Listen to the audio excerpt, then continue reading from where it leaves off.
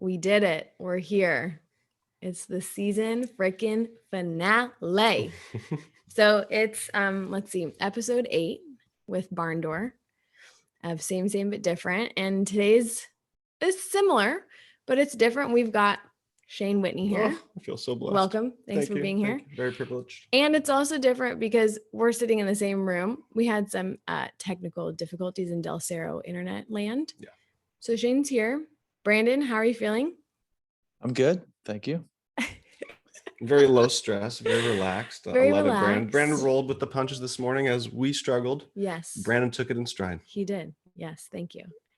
Okay, so we're gonna dive in, Barndy, and Cheyne's gonna read out your roles like you usually do for everyone else. So Cheyne, go for it, dude. I don't know if we hit them all, but many of them. Brandon, the dude, father, brother, coach, player, baseball player, All-American water polo player, ventriloquist, uncle beachgoer, camper cousin, friend, lover, Farrell's ice cream pig trough server guy, comedian, hilarious comedian, gardener, lifeguard, college graduate, master's degree holder, roommate, renter, owner, 24-hour fitness member, gold level, what's the scoop scooper, golfer, videographer, ayahuasca trip taker, Peru traveler, hospice worker, son-in-law, bike trick enthusiast, Grink Kravitz.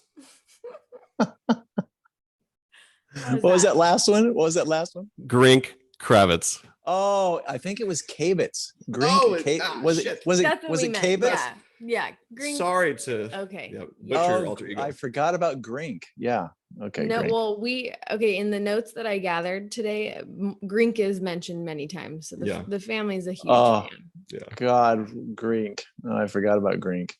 Yeah. No one else did. How is it being on the other end of this? Like you're hearing the roles and you're usually doing that. So how is this for you? Well, there's a level of anxiousness that I don't normally have when I'm on the other side of that microphone. I mean, it's very weird. I'm very calm about asking questions, but yeah, this is a little different. I know. But I'm good. I'm good. It's nice to hear those.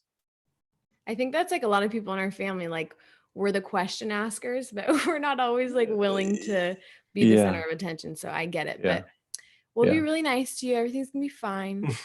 We'll be good. So, okay. So let's just start off with a question. How would you describe yourself? Oh my God. How would I describe myself? Yeah. I'm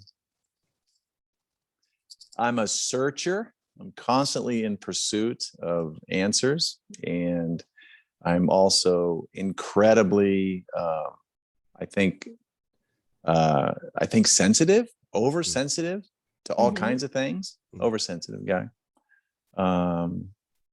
Nice guy, kind, loving, but reserved and quiet, and I don't know, all those things, I guess. Yeah, I would agree. I agree. What do you want answers to? Like, what answers do you seek? Like, just like yes, answers bitch, to love that everything? question. Yeah. I'm regularly just contemplating just existence, so answers to really what this whole thing that we're living is all about. The whole universe. What is this? And all that.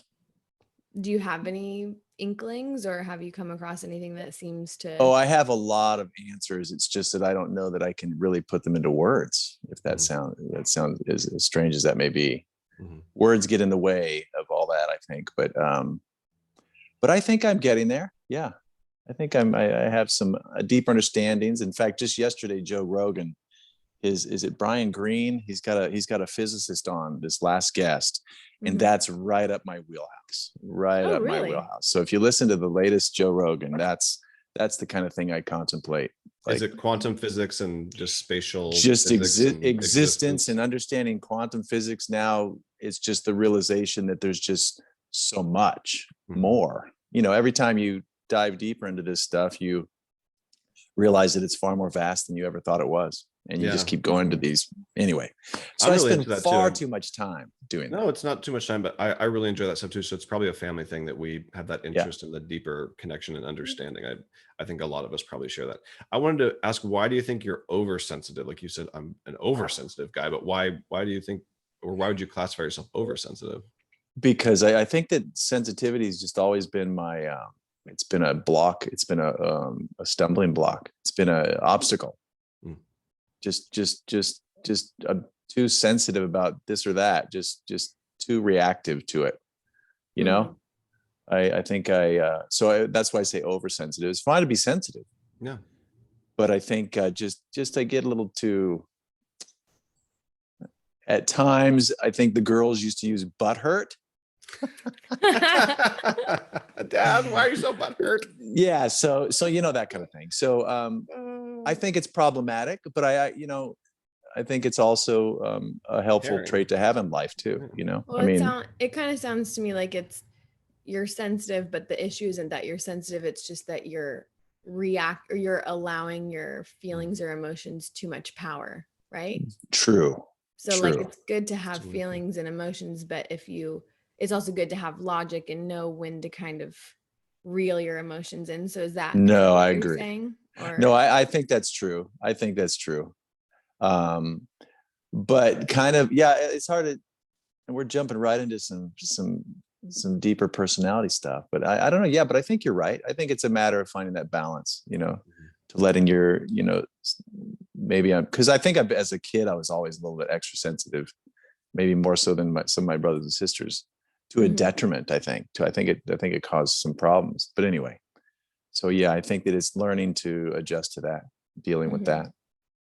And you just mentioned balance, like finding a balance. So like I'm always interested with everyone I meet, but also with our family, because I think we all have really similar brain chemistry and struggles also. So like I'm wondering what makes you feel balanced, or like what activity or we've talked about this before, how you and I especially are like always wanting to freaking balance ourselves and find that thing that's going to make us feel better or balanced, I guess. It's really all about balance that we've talked about so far. So I'm wondering like when do you feel most balanced, or what is the activity you do to seek balance, kind of along those lines? Oh, I have to exercise, right? I have to exercise at least 2 or 3 times a week. I think it helps with stress level and just balancing everything in general.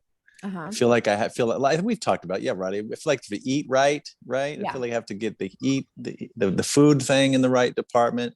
Yeah. I have to just it's kind of this constant, it's just this constant search for like everything's taken care of and everything's in its place, and then I have balance. Although I don't have to strive for that every day and make sure dishes are put away or anything kind of weird like that. But I mean, I need to exercise. I need to sleep. I need to see my family. I need to do all these things. And for the most part, I'm lucky and grateful that I have a life that I can find that balance. That's awesome. It's great. Yeah. And I also noticed recently, as spring and summer start kicking in here, that it's a seasonal thing too, baby. Totally, I am loving this spring as the sun just comes back to our hemisphere, and I just love the vibe, and I just love it.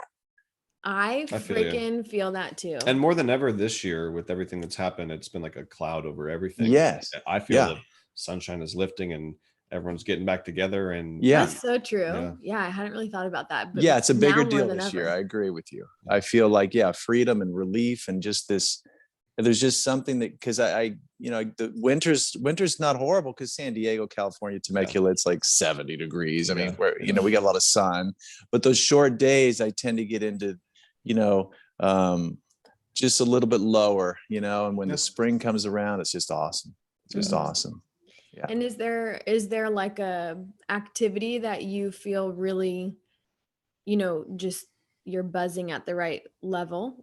Maybe it's like gardening, or maybe when you were like lifeguarding and you're kind of near the ocean, or I'm just wondering if there's a setting or an activity that like makes you feel really. I think this is another weird, interesting part of me. I sometimes gardening for sure. But unfortunately it's gardening alone. So gardening alone is a great vibe for me. Some of the best things I do are when I'm alone. Some of the most fun things. No. So I really enjoy being alone. And when I'm gardening alone and, you know, I would like people to come out. I'm always asking, come out and help me. Nobody comes out and helps me. So I'm just maybe it's because you're that. a total dick once they get out there. Pick that weed. Yeah. No, I don't know. I can't. I used to make the girls do yard work, which was nice and funny. But anyway, so no, I love the yard work. There's a great vibe going on there. I really do. The ocean, I've long loved the ocean, but I'm not drawn to it, and I don't go to it as often as I think I would. You know? Yeah, that's interesting. I'm kind of the same. I used to really be drawn to the ocean. Now I really enjoy gardening also at my house and doing those things. Yeah. So true. Interesting. And you didn't mention golf. I was wondering if you enjoy being out on the golf course. Like I love the golf course. I love the golf course. In fact, I love golf, but I might love the golf course more than golf. Yeah. If that makes sense. Because just being out there, and in a sense, I love the idea of gardening and green things. I mean, golf courses are just beautiful. Yeah. But no, I love that too, for sure.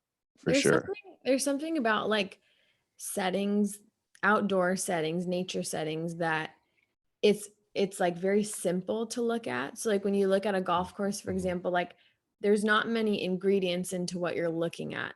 So you're looking at just like nice manicured green lawn. Maybe there's some trees, some sand traps, blue sky, but it's vast, open, beautiful.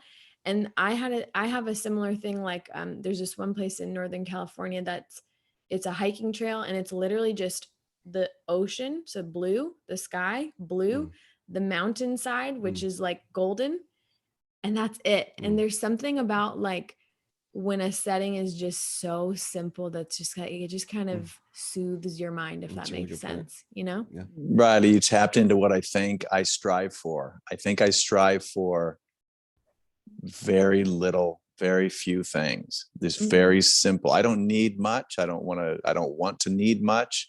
Just give me simplicity and I'm good. Give me a couch and a TV at night.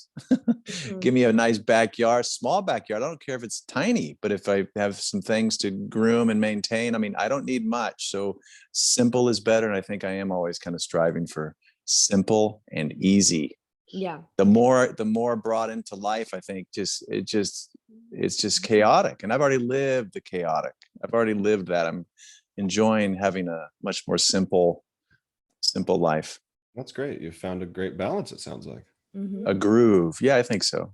Good. Especially too, because like I think when you have like an active mind, when someone thinks a lot and like is compassionate and is kind of intellectually, like there's stuff going on, like with you, it makes sense that like your physical life, especially now at your age, you just want fewer things going on because you've already got things happening in your head.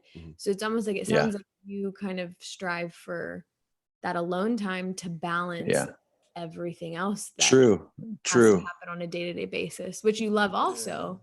But I think our family is just so similar in the way that like I think everyone's kind of an extrovert introvert hybrid and almost 50-50, a lot of us. And yeah, sometimes I wonder, like, I think society sometimes is like, looks at people who want to spend time alone as weird, but I think for so many of us, and I feel the same way I think that you do, is like, it's just recharging. Like you just need that time alone where like you don't have input and you're just you're just doing your own thing. It sounds like you do that with gardening, and gardening's kind of that. Exactly. And the more you expose yourself to, the more stimulus you're receiving. And for me, being overreactive to stimulus, right? I'm like, shit can bring me down for a long time. So if I can somehow find a way to avoid a lot of the external world drama, it's way better. So quarantine was just perfect for you. Quarantine was really in many ways incredibly perfect and amazing. I loved it. We had a great quarantine. We really did. Yeah. we had a great quarantine. We really enjoyed it. We really had a great time. It was simple. Like Well, okay. So what were your findings? What did you get from quarantine? Well, easy for me. I mean, I'm a guy that already is kind of a homebody. Yeah. So, I mean, it was no stress transition to that, right? I mean, it was pretty easy move.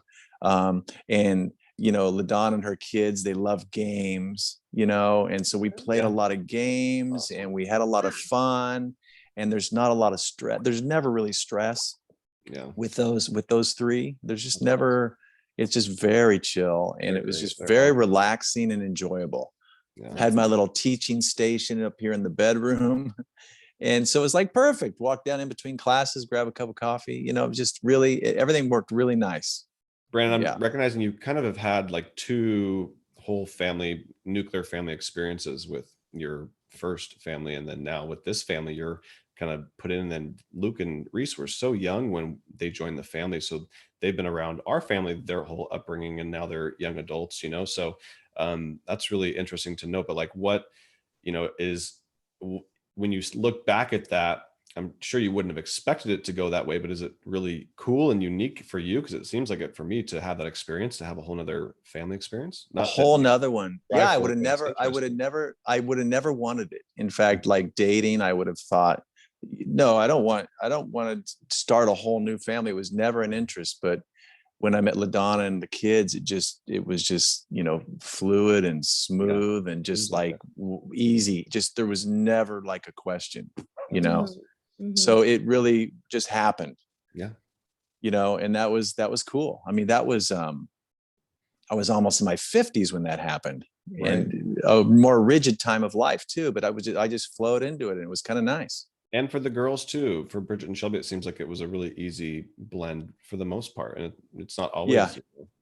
Yeah, for the most part, I agree. And they saw what I saw in LaDawn, I think. I mean, they were teenage girls too. So there's no teenager alive that's going to take a situation like that and think that it's as nice as dad does. Right. But no, I think they appreciated it, and I think they liked it. And I think they liked having another brother and sister, Yeah.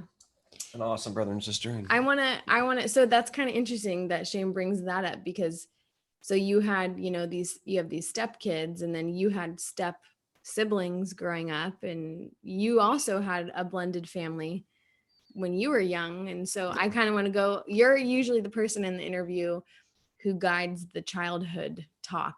So help me with this, but I want to go back to your childhood and growing up, and, not necessarily only focusing on your step siblings, but just, what do you think like you were like as a little kid? Oh, I think I was always, as a little kid, you're always looking to play and have fun. And thank goodness that we had a life that we just played and had fun. I mean, it was all it was. There were no restrictions. There was nothing holding us into the house. As we've said many before on these podcasts, we are out and about. We are building, riding bikes, exploring. I mean, for hours a day. It was fantastic. Even school, I don't remember being limiting. Like, I didn't have to come home from school and do a bunch of homework. School was out, I was out. It was a really cool childhood. I like to have fun. I love my family. I think I was a big joker, constantly wanting to make jokes. I remember that being just this drive, and I always had to make a quip or a quick comment.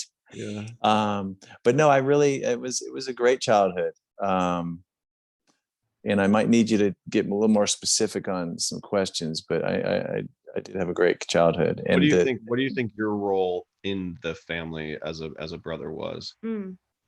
Role? See, I'm the middle child. So the jokester? I think the middle child, notoriously, if I've looked this up a few times, is kind of the one that seeks attention because he's overlooked. But I don't know if that was really true or not, but sometimes I think of that in terms of, well, why did I act like this and that? So I was kind of always making a joke, and I was getting a lot of laughter and attention, but I was also always making comments and obnoxious remarks, and mom would get angry. Mom could never have serious conversations with the kids because I'm making stupid jokes. So she used to get so mad at me. But there was some drive for me some drive for me, either Tourette's or this need to just have attention. I think I was that way, and I wasn't a middle child, so I liked to be the Yeah. funny guy and do stupid shit and still Yeah. do. And so Yeah. maybe that's just a trait that we have that I liked that shine and that attention in the moment. You know, when we were putting in Bend, I think you said, I don't like when we're all playing together. I don't get my little moment, you know, and I know you were just joking, but it was, you know, I think we like that. And so it's not like a bad thing. And I don't think it's a middle child thing. It's more of a character trait, probably. Yeah. And that maybe that was your role. And I think that is a role, to be the glue and the funny guy. And I think that is what I think you were, kind of, as the glue that wasn't the most serious one, or the most, you know, ever the most disconnected, or the most this or that. You kind of were probably the glue that was kind of keeping everyone having fun. The comedic relief. No, and I enjoyed doing that. And we did all laugh. Yeah, for sure. But it's funny, I've lost a lot of that. At least with the larger family, I've lost a lot of that. With my little family, I'm always making jokes, but with the larger family, I'm lost in the numbers. I just kind of am more sitting back, letting everybody else do all the leading. Yeah. Do you do that actively, or do you enjoy that, or both? Oh, I don't know. It's a weird place I've fallen into. It's just a weird place I've landed. Well, Just maybe more it's subdued, more quiet, more observatory. And there's too many other people that ask or need attention or get attention. There's babies all over the place. I mean, so that, you know, you kind of fade back. I know I'm needy, and I understand. No, it's just well, you love the jokes, and we love your jokes. I mean, but there's babies, and there's just so much stuff happening. When I was a family of 6, you know, it was like I was one of 6. That's easy. Yeah, totally. You know, one of 6. That doesn't sound easy. No. Sounds. So maybe you were starving a little bit and craving it and getting it because you wanted it. I mean, good Lord, there were 6 of you. Yeah. So what the heck? What was a highlight of your childhood? Like, if you could think of like a couple memories, like, oh my gosh, this was so unique, or something that really stands out, like, from your childhood. Well, the Tree Fort building, as you've mentioned, I think Courtney and Elisa both mentioned it, maybe, and Suzanne. I think everybody mentioned it, maybe. Everyone, but Tree Fort building, man, I'm telling you, there was nothing more inspiring than waking up on a Saturday morning knowing that you had the whole day and the whole weekend to go in the backwoods right behind our house. I mean, Mom could see the tree that we were building a Tree Fort in.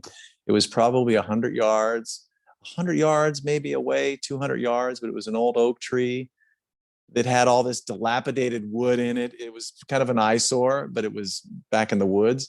But just knowing that we had all day to just total freedom. I mean, total freedom. We could do anything we want. Sometimes we did things we shouldn't do, but I mean, we had total freedom to build and design. And another part of it was that my brothers and sisters were doing it with me. Not all of them, but we were, half of us were usually building that thing and thinking about it and talking about it, and that kind of thing. We used to have also, I love it. We used to pretend we're the Brady Six, the Brady Bunch, and we used to have fireplace equipment, you know, with the broom and the poker and all that, and the little golden handles unscrewed, and they were microphones. Aww. So we were pretending to be the Brady Six because we had 6, and anyway, we had a lot of fun doing that.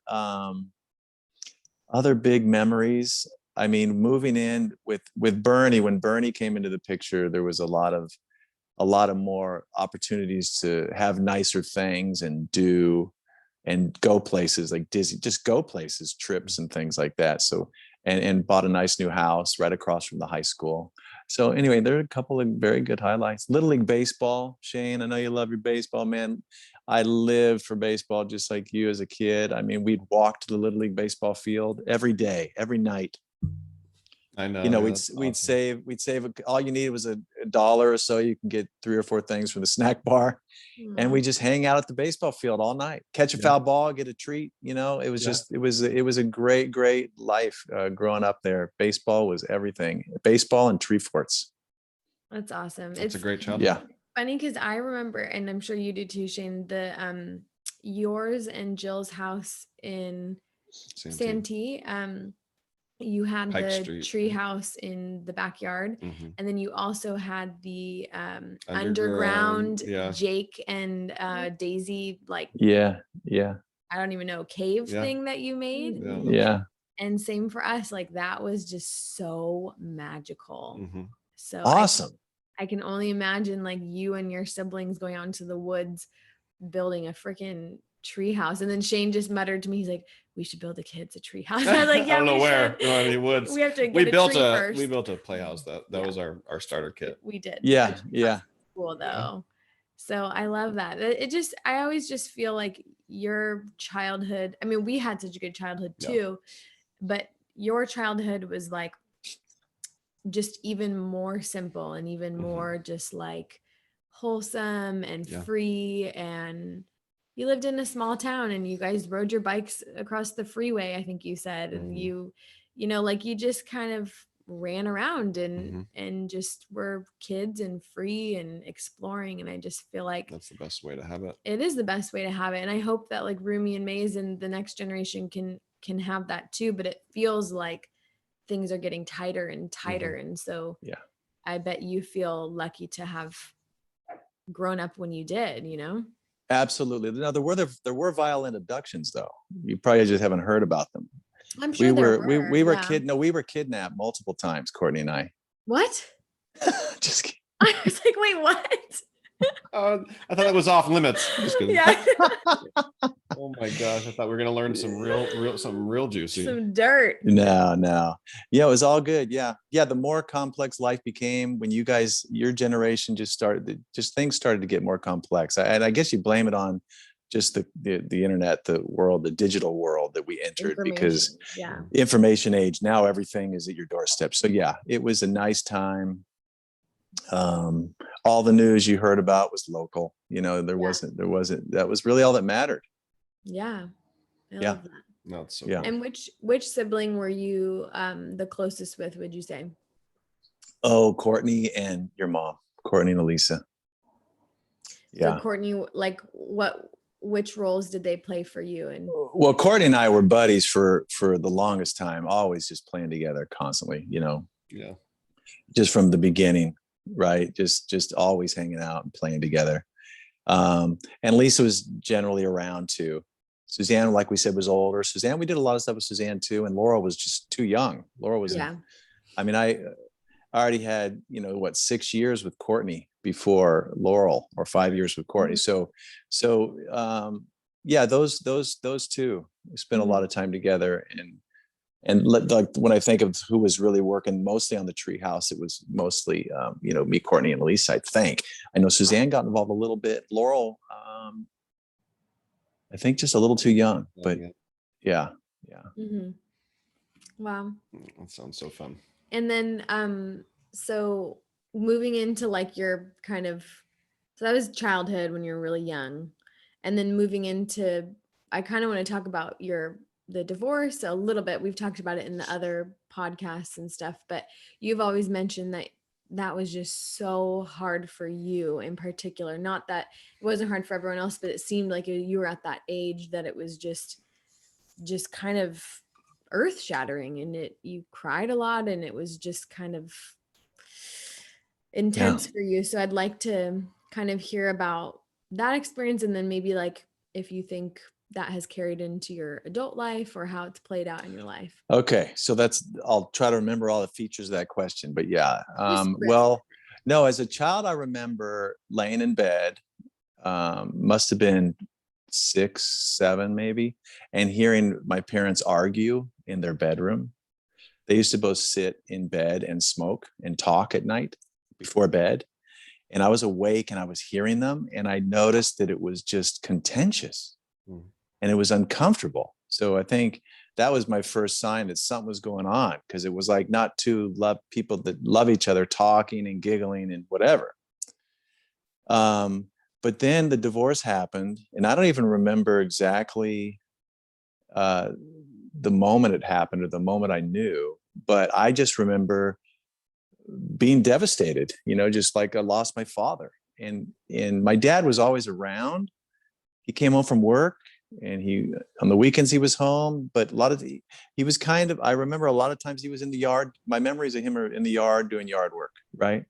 Just mowing the lawn and drinking beers during the day and taking care of that stuff. There wasn't a lot of closeness or a lot of activities that I remember. I'm sure there were, but those are my main memories of him. But when he left, I guess just that anchor or that presence he had in my life was then gone. Mm-hmm. And so for some reason, more than any of the other kids, I really reacted to that. I mean, I was devastated. I mean, I walked to school for every day of the 4th grade crying. I remember crying. I couldn't hold the tears back. I was just now when I got to school, I misbehaved and was a class clown. And so I think that's probably how I covered it. But I guess being alone, walking to school with my thoughts or whatever it was, I was very sad. Yeah, there was a certain song that used to make me cry every time I heard it. I think it's called Black Sheep of the Family. I have no idea. Weird. But if that song came on, triggered me and I went into tears. But anyways, always weird. I felt like I got a lot more attention from the divorce and my brothers and sisters didn't. I'd call my mom would call my dad sometimes at night on a school night and say, he really misses you. Can you come get him? And my dad would come get me. We'd drive out to his place, and I think a couple times, I don't know how many times, in his old red Volkswagen. We drive back out to his house, and I'd stay the night, and then he'd bring me back in the morning. Wow. You know, because I just needed that. But so I don't know why it hit me so hard, but I think that's why I talk about that sensitivity element to me. That's always been, I wish the sensitivity in me drove me to help more people and do more good things in the world. But the sensitivity kind of keeps me reserved, keeps me home, that's what's kind of interesting about that. But then as I became an adult, I thought, fuck, if I'm going to get a divorce and screw my kids up, I'm not going to do that, of course. Yeah. Right. So you have all these attitudes of going into marriage the right way, and you're going to stick with it until the bitter end. And marriage is hard and marriage is work. And this is all 70s or 80s kind of mindset. Marriage takes work and you got to stick with it. You can't just give up. Mm-hmm. And so that's what that carried me into. And then of course had another divorce. And that was I don't know what I don't want to say equally devastating, but I don't think they're comparable. A child's experience and then a 40-year-old's experience. So they were both, I guess I'll say equally devastating, but in different way. Mm-hmm. You were there for me like a dad. Did you kind of compensate in that way and step in for me because you had that in your situation? I'm sure that was part of it. Hard for me to remember the details, but you also were kind of one of these things that it just happened, and it flowed right into my life. It happened. And then being Elisa, and we were already close, and we had already roomed together. I mean, it was just a natural procession, it worked out perfectly. So yeah, I didn't have to think too much about from afar, like, Cheyne, no dad, I didn't have to panic. It was all right there. It was just, so it was perfect. Mm-hmm. Thank you. Mm-hmm. Yeah. And so okay, so you had that experience when you were 8, right? When it happened. I think about 8. Yeah. And so then what would you say, when you got to be an adult, how that, you mentioned the divorce with Jill, but and you meant also, wait, just a side question, because you said something really interesting. You said that sensitivity makes you more reserved as opposed to going out and helping people. What did you mean? What sensitivity is that? Just the emotional awareness that came from that experience, or what did you mean by that? No, and I called it oversensitivity earlier. And see, I don't know if Cheyne, are you tearing up a little bit? Yeah. See, this is the problem. I can't cry. That's okay. That's the irony and the paradox of me, is that I'm incredibly sensitive. And so what I do, instead of using that sensitivity and empathy, I mean, with my family and with my kids, I'll use it, and I want to help, but I'm more closed off from the world to avoid sensitive things bothering me more so. If that makes some sense. But you might have to restate what you just asked. I just was wondering about like so you said that the sensitivity makes you kind of closed off as opposed to opening up. I just wanted you to explain what you meant by that. But it sounds like you're just, you almost don't want to deal with emotional things. Is that what you're saying? And so you kind of I think I do. Yeah. Okay. I think I do. Got it. I think I do. I think I mean, my heart's, I think there for my family, but like really pushing it out beyond the family is a challenge for me. And also even really being open and emotional and there for all my family is not always easy for me either. You know, ask my daughters. Why do you think that is? I don't know. I think it's probably just self-protection. Yeah. So I think I'm just in self-protection mode. Interesting. Still. Could it have been since your dad left? Yeah. I mean, it could have been triggered, you know, because they say, you know, most things I've read and listened to, you know, those childhood traumas are lifelong. Yeah. And so I think that just kind of jolted me into that, and where I tend to hold my heart back. I tend to reserve, you know, I tend to hold back. Okay, that makes sense. So that answers the question that I originally had, which is like, you know, as an 8-year-old, you explained how that divorce affected you. And then I was wondering how it carried into your adult life. And it kind of sounds like it freaking messed you up a bit as a kid and kind of, you know, put this like protective layer on your soul. And you don't want to open up to all the hurt and emotion that comes with being human all the time. I mean, you do, because you are sensitive still, and you're not some cold, heartless person, but I think you have a limit, and you kind of, you know, put that wall up at a certain point because you're like, I just don't want to go there. Would you agree with that? Yes, I'm constantly saving energy for what I need to use my energy for in a better way, which is ironic because I probably should have been focusing more on that instead of other things. But anyway, yeah. Focusing more on what? Well, instead of energy preserving my heart or my emotions, I could have maybe spent it elsewhere. Do you feel like you didn't deal with that trauma in the best way, that you could have, like, I don't know how people deal with trauma, but like kind of confronted it more throughout your life so that you would be in a different place today? Or do you think that that's just kind of how you... Yeah, it's a great question, but I don't think we have that luxury, because that luxury is hindsight luxury. You know what I mean? I think all we have is what we can do at that very moment. And I carried my experience into my adult world. And as much as I was protecting myself as I went into adulthood, I was still open to love and, you know, I met Jill, you know, I was still open to that, and I was still open to possibilities. So that's good. Yeah.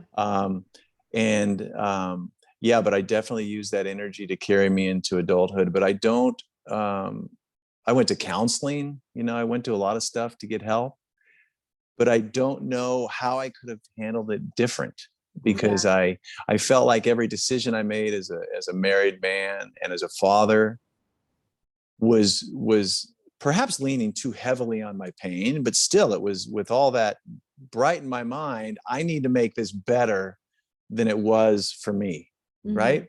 That's all it was, is that I have to make this parenting experience. I have to make it better than it was for me. That's it. I just have to. Now, the weird thing about parenting is that that's your first time through it. And it's bullshit that this happens, but this is just the nature of the beast. Because imagine your first time, you ever build a house of cards, or you ever do something for the first time? You're never good at it the first time. You're fucking never good at it the first time. You know, so just this second time through with Reese and Luke, not that I'm really parenting, because they both have parents. My approach is so different. It's so different. It's so different. But I was doing everything I thought was right and doing the best I could possibly do, creating a career for myself, creating a life, creating a a financial stability. I mean, you're doing all this shit in your 30s, man, 20s and 30s. So you're making great decisions, but they're just decisions that are so immersed in a billion other things. Yeah. Whereas right now, I can sit back and parent in a whole different way and realize I didn't need to do all that little tiny shit that I was trying to micromanage, Yeah, that makes That's maybe what the divorce and pain caused me to maybe micromanage too much, Hmm. which is what I probably do with my life. If you think about it, is try to micromanage too many little things. And is that just like a result of a lack of control that Probably happened to you? Probably. Yeah. Like Yeah. trying to control things in your life. That makes sense. Yeah, probably. Well, it sounds to me like every time I talk to you, and me and Cheyne have had a lot of like really deep conversations since I've been home in the last year, which have been like so great. It just seems like you have like a clear understanding of yourself. Like I feel like you definitely can see yourself and observe yourself almost objectively, and that's not really like that's not very common. Like I don't think a lot of people have. Oh, really? I really don't. I think you're very practical in the way that you see your behavior and how your life has transpired, and it's pretty cool. I think in all ways, but I think you undervalue yourself and you don't recognize like your triumphs or like the things you just listed. You're like, oh, I worried about doing the right thing and having the right finance, but you did all those things because you cared about them and you've gotten to your achievement points land because of those things. So I don't think there's any. I think you should fault your character flaws that you see. You should fault them less and focus on them less, and as you grow and get to a balanced point, because I think you undervalue yourself sometimes. Well, there's no doubt I do. I'm sure that's true. Yeah, and I don't know where that comes from. Yeah, but right? I'm a massive You're self-critic, not funny enough. man. I'm a massive self-critic. Oh shit, I tear myself up. Yeah, which could also, I mean, I sometimes do think that people who don't see themselves for how great they truly are cool for that reason. Totally. Because you really did understand, like if you really understood how amazing you were, and you went like, out I know world. I'm great and I talk about it all the time, and it's like no one fucking cares. You're just great and just taking it in stride. It's humility. So I wouldn't want you to kind of like put yourself down in order to get to be humble, but you are humble. And so I think that's also why like so many people love and respect you, because you just are who you are. You don't well, that's really nice. Humility's always been something I've wanted to be, so that's good. Want to be humble. Well, you nailed it, Grink. You nailed it. Oh my gosh. Yeah, it's really cool, Brandon. It really is. Grink. Oh my gosh. Wow. This is really good already. This is really fun. This is good. I think we should read some of Barnady's things. Yeah. Oh God. Now you're probably making me cry. Yeah, sure. So, but Cheyne, why were you tearing up? Oh yeah, let's get into that really quick. This is about you. Let me turn that. Let's turn this back on you. Oh, it's very relative what you talked about with your dad and the experience I had. And that's been a huge thing for me to like deal with and confront this year. And I haven't talked about it a lot, but but I recognize what you did for me. I always recognize it, I think there's just so many parallels between like what you were saying. I've talked to Cheyne so many times in this last year about everything he's processing. And like, while you were talking just now, it was like, boom, boom, boom, lining up. And I think for him, hearing you say that was like, because it's like, oh my God, it's so similar to my experience. And it's really beautiful because like you went through that pain, and then you provided something there for me. Cheyne, and you could understand what he needed, and maybe you didn't think about what he needed, but like innately. Oh, I did. I knew. Well, he was surrounded by. Totally. Sheyne was surrounded by so much family members and love. I mean, that's true. Grandma. And everybody, and Suzanne, and I remember the whole family being there. But we lived together every day. I remember crawling into your bed, maybe nightly. I don't even know, but that was big for me. Yeah. Yeah. I remember. you get up early, man, like real early. So I remember like Maze. Yeah. I remember pitching a blanket tent over you so that it stayed dark, so that you wouldn't register the light, so that you'd stay the fuck to sleep. That's so funny. Yeah. And you know, Brandon,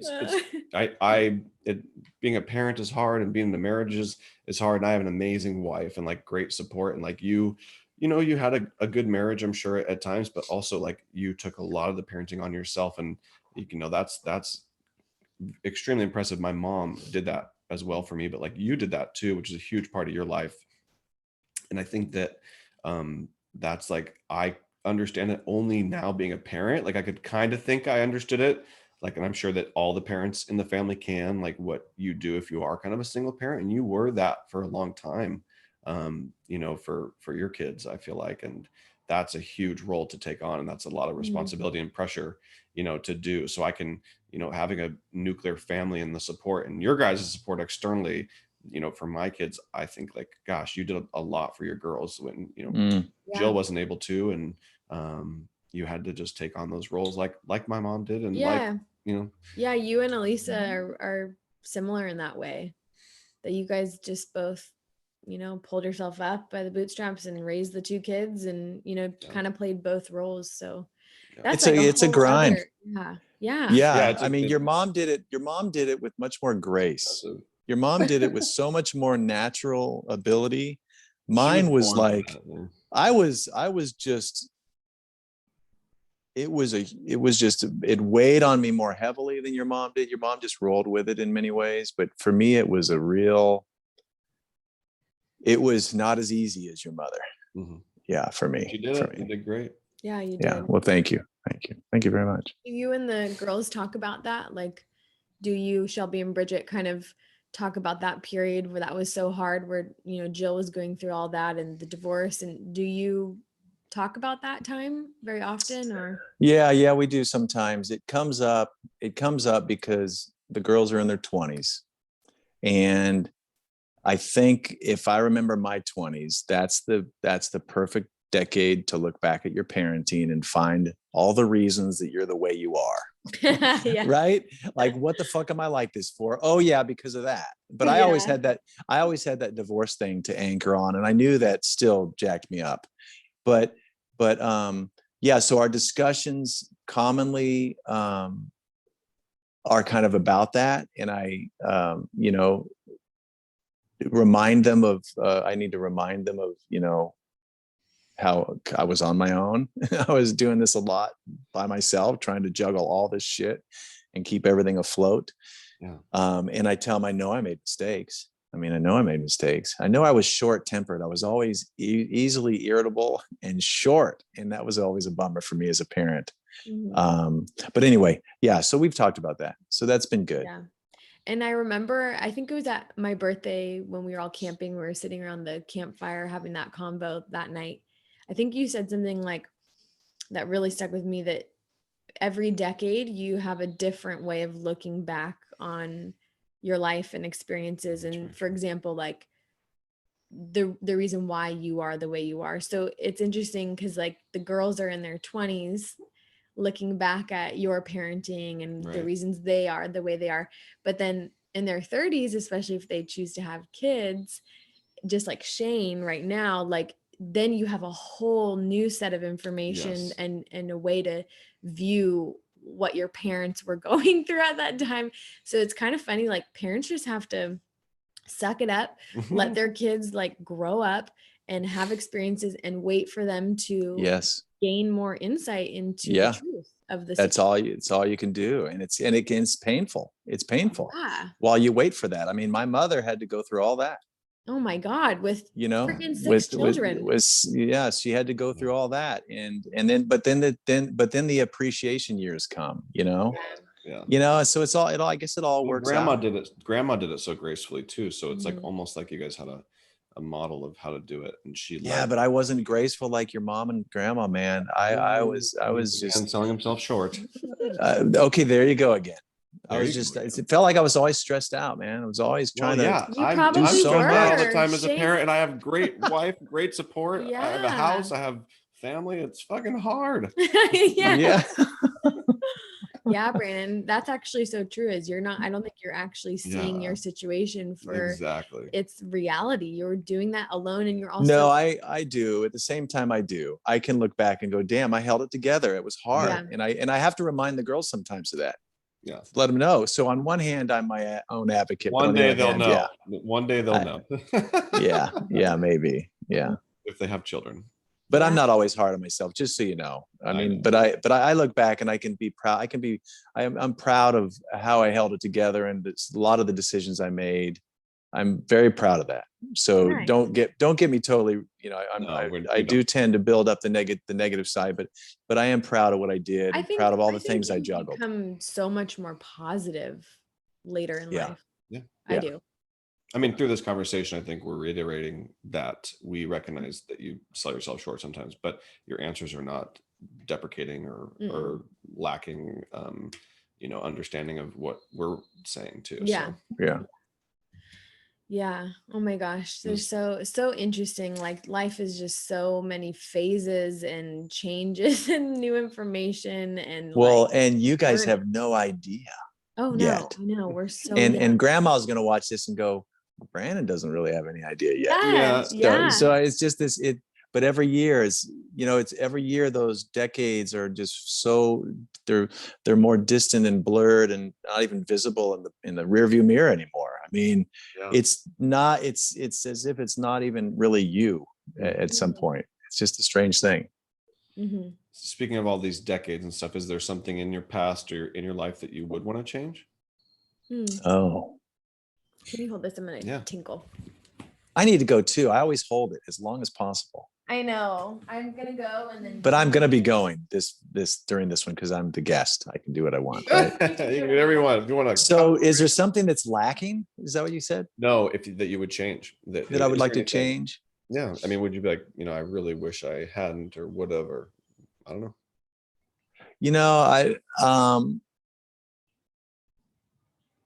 I wish that my 20s were more full of friends and fun, if that makes sense. Yeah. But I had moved to San Diego when I was 20. And so making friends was difficult for me. Yeah. And so my 20s, my college 20 years, that was that's a big vacancy. That's just, I had fun. And I mean, I had some friends, but I mean, you guys are growing up around all these friends. Everybody seems to have all these friends, and all the 20s are, such a great decade.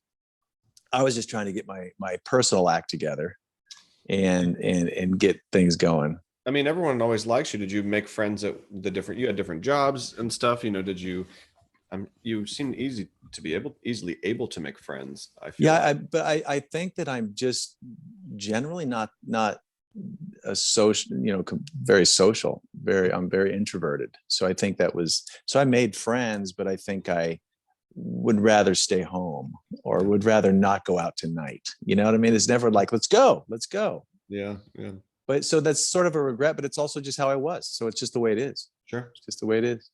That's a good recognition. I'm not sure if I can think of much other stuff. I sure did a lot of stupid things, man. I did so many dangerous and dumb things. I'm grateful that nothing happened bad because of those dumb, stupid things. Like in childhood and teenage years? Well, just teenage years. Yeah. Young adult years. It's really just, not knowing, not being aware of just all the things that can happen, just being stupid. Yeah. Oh my gosh. Yeah, we're so lucky. I think of all the dumb things that especially teenage boys do. Oh, and just so lucky that you don't crack your head open or I don't know. We cracked our head open. Courtney and I didn't. Courtney didn't talk much about Stitch's stories, but we broke each other's heads open. Yeah. So there was a lot of that. Yeah. Tell one of those stories. What was the worst injury? One of the funniest ones was on base when we just moved to California in about 1969, and there was in the front of our house had this lattice work with ivy crawling up it, right? Or not even lattice. It was just ivy crawling up through the roof. And so in the garden right in front of that was some pebbles, right? And so Courtney got behind the ivy and I threw handfuls of pebbles at the ivy and it made like this in front of his face, right? So it was kind of cool. Whatever, we were 5 years old. We thought that was really neat. Pebble face. So yeah. So, but it didn't hit their face, his face. It just hit the ivy in front of his face. Well, I go back for my turn and I'm standing behind the ivy, right? Like waiting for like a pebbles to hit the ivy. He picks up a rock about that big and he threw it at me and it hit me in my head. Are you fucking So I'm sitting there waiting for it and just jolted by this boulder. And I think it gashed my eye open right up here. And so we had to go to the emergency room. It's so funny to me. What the hell is he doing? I don't know. How old were you guys? I think 5 or 6, man. Oh, okay. All right. It was so cute. You're waiting for the pebble. I was waiting for the thing I invented. Like it was really a cool thing. You should have explained to Courtney the size of the rock you were using. Oh my God. I know. You thought he was smarter. And there's another story that Courtney didn't tell, but Courtney, we found a transistor radio once out in the woods, transistor radio. And the difference between me and Courtney was, and I think I'm different now, but he thought how cool we found a transistor radio. And I thought how cool we found a transistor radio. I'm going to take it apart and see how it works. So I took this thing apart and broke it all up. And he was so furious that we didn't have it to enjoy. But anyway. Because you wanted the answers of what was inside. I wanted the answers. I wanted to see how this thing worked. It wasn't mine. I could break it open and I could look at it and not lose anything. And at the end of your search, you still have no answers and no radio.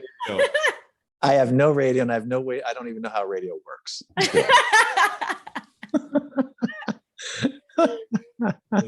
Could have been epic, dude. You could have talked to aliens. I know. Do you want to pee, Brandon? Before I'm going to hold off a little bit longer because otherwise I'll probably have to go twice. Okay. Sounds good. Oh my gosh. Well, would you like to hear some notes? Yeah. Okay. I'll hold this. That's what we're going to do. All right. Get your Kleenex. No, I'm just kidding. He doesn't cry.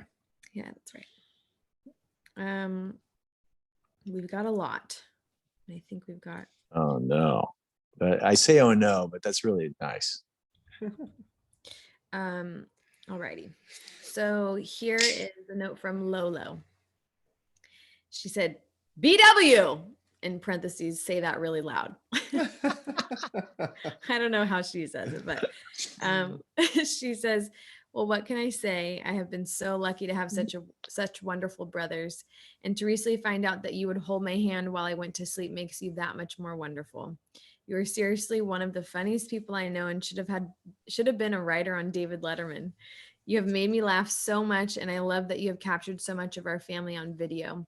You've always been there for me and helped me so much with my kids, the countless times you had to babysit, but they're so lucky to have such an amazing uncle. I unfortunately don't have a lot of memories of us growing up when I was little, but I remember so many fun times in the house on Lakeshore and in your red Pinto and running the birthday song at Farrell's. Oh God, the birthday trough.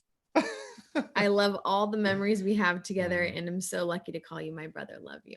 Oh, that's wonderful. What's running the birthday song at Farrell? What is that? Well, when I moved to San Diego, I got a job at Farrell's ice cream parlor in La Jolla because I was driving all over San Diego, and I call Elisa and I say, I think I'm going to get a job in La Jolla, and she goes, "You're in La Jolla? What are you doing way up there?" So so they hired me as ice cream scooper because was my experience line, right? So, and then so you had to have a white shirt on, black slacks. I had to buy the black slippery shoes. Now they have the no slip shoes. Remember, right? Yeah. But back then it was just black shoes. So they did this thing for birthdays at Farrell's where they sirens and bells. Oh my gosh! If you have a birthday and you order the trough. Oh my gosh! The trough is this big, huge bowl of ice cream for a large party, and then 2 employees would carry it in one of these, 2 pieces of wood, and there's a basket in the middle, and you'd run through the store, you'd run through the restaurant while the sirens are blaring. You would have that job. No, I didn't want that job. I was new, and I said, please don't make me do that. That would be, I'm not ready for that. Please don't make me do that. The manager goes, okay, I won't make you do it. So all of a sudden one day there's a zoo and all the sirens and lights go off and they say, Brandon, you're on this one. I'm like, what? No, no. So I'm in the rear of the trough and just following the guys, just follow my lead. I'm just following him around. Oh my gosh. And then we run into the final ending room and then where the party is, and I slip. because those you weren't wearing non-slip shoes. They didn't have I don't think they had them. No. I was just told to get black shoes and they were so slippery and I slipped and I fell, but I kept it up. I kept my arms up. Yeah, I kept. We didn't lose the trough, but it was so embarrassing. Oh, Brandon. Oh, that's so funny. This is the first and only time you ran the trough, or did you have to run? I think that was it. I quit that job. I got a job at Kmart. I was going to say, yeah, Kmart. The job stories you've had. I know. Oh, Lord. Okay. Yeah. Oh, my gosh. Okay. Well, I love that story. That was pretty funny. Oh, and she wrote something else too. She said, oh my God, wait, I just totally remembered something that I've not thought about in years and years. And I think Brandon has forgotten it too, because he hasn't mentioned it either. LOL. We used to work at Yakitori together and it was always so cool to have my brother be the bartender. Anyway, I hadn't thought about that in such a long time. I loved that. I loved working with Laurel. Yeah. That was a lot of fun. And Annalise, I think at some point. And then I don't know if Nao worked there too. Nao and Laurel for sure.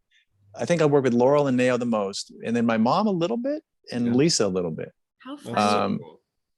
Yeah, I forgot about that. That was always fun having Laurel at work. Yakitori hasn't come up, I don't think, in all of the. No, yeah. No, but we would go to Yakitori. Heck yeah, I remember hiding under the table with Omar. Oh wow! Oh wow, yeah.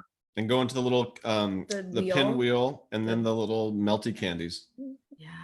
Now, were you thinking of the La Mesa location or the San Diego one? Do you remember? San Diego one is what's coming up in the sports arena. Okay, cool. Yeah, Yakitori, good place. With the water wheel? The water wheel. Yeah, I remember that too. Oh, yeah. Now I know what you're talking about. Okay, next we've got Julie. Jules says, good morning. That was to me, not you, sorry. My memory of Brandon. When I think of Brandon, I think of a rock, a stable, consistent, loving, strong figure. It seems that anytime I think of a family memory, Brandon was always there with his strong hugs.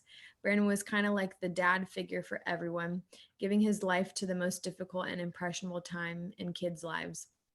I remember hearing his stories from his polo teams to his struggling students, his love for all his nieces and nephews, and of course, love he has for his girls. Brandon always sees the good in people and is able to look past flaws or differences. And then she said, later she said, can I add something to mine? She said, the smell of Trident original always reminds me of him. The blue pack of Trident. He always chewed this type of gum when we were young. And when she said that, I was like, oh my gosh, she's so right. I remember that, but I haven't drank. That must have been in my 30s. I would. Yeah. You were always chewing that type of gum. Mm-hmm. I remember that. Yeah. I totally forgot about that. Isn't that cool? She remembered that. It's so random. Yeah. Thank you, Julie. Yeah. Very sweet. That's a very nice thing to say. Wow. I know. Julie's the best. Okay. So then Susie Q, she says, Brandon was always the best with jokes. He wanted to be a professional baseball player, I think, at one time. He always found something fun to do, like build a tree fort. He was part of the BC detective squad that tortured me during teen years. I remember he and Courtney would tease me until I lost it and I would bite my cheeks and punch them in the arm. Mom used to say, if you would just stop reacting, LOL. I admire his ability to listen and I'm so happy he has LaDonna as his partner. What a great pair. Love you, Big B. Oh, that's very sweet. Thank you. Yeah. I'll read a couple more and then Shane. And then your mama says, Brandon is amazing. He was a great parent and a great listener. His sense of humor and creativity are unique, very fair and very kind. He was an annoying kid and drove his 6th grade teacher, Miss Lepley, crazy. As he was always joking around and such in class. He has a unique way of listening and is able to understand another point of view. He keeps our family laughing and thinking. This podcast he and Rilee are doing has been wonderful. Yeah. Oh, thank you, Mama. And then here's Rick's. Rick's is really cool. Okay, so Rick said, And then there were 4. Scott, Brandon, Whitney appeared soon after the trick-or-treating ended on November 1st, 1963. I love how Rick's brain works. Yeah. It's so cool. Okay. I may be the only one other than Mom who has any memory of him when he was known as Scott. Soon, which is so funny that your name is Scott, not Brandon. Scott, Brandon, Whitney. Yeah. That trips me out. Soon enough, he became the new and improved Brandon, and we moved on. I've often said that had I stayed in California decades ago instead of returning to Florida, that I would have surely had a tight, solid friendship there with Brandon. He has always seemed to have a very easygoing, intelligent, and calm under fire personality. Being patient and well-spoken shows that his chosen career as a teacher was a great choice. I've been told that I myself possess a certain Massachusetts type of personality where the Whitneys originally originated. I can surely see those traits in Brandon as well. Regal, well-mannered, with a measured approach to things. With the passing of time, it becomes clear every day that each member of our alternate universe Brady Bunch has their own special and unique value. As the oldest, I was the first to exit, consequently missing much of the others growing up during the years. However, it's great to see everyone doing well, especially in these uncertain times. Special thanks to Brandon for his ringmaster skills on this podcast concept. Well done. I look forward to seeing your interview. See you soon in person. Oh, Barry, that's awesome, Rick. Thank you. You gonna read Jamie's, Shane? Sure. I'll hold this for you. Hey, Jammer. Jamie says, as a kid, I remember Brandon being the funniest person I knew. We would just wait for him to say something funny, and he would never disappoint. I remember a story. I wonder if she's going to bring that. it up. I wonder if she's going to bring it up. Go ahead.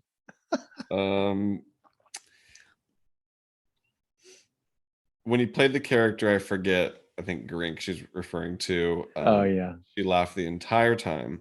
Yeah. You can still hear her in the video. You can hear little Jamie laughing. He's so funny and still is.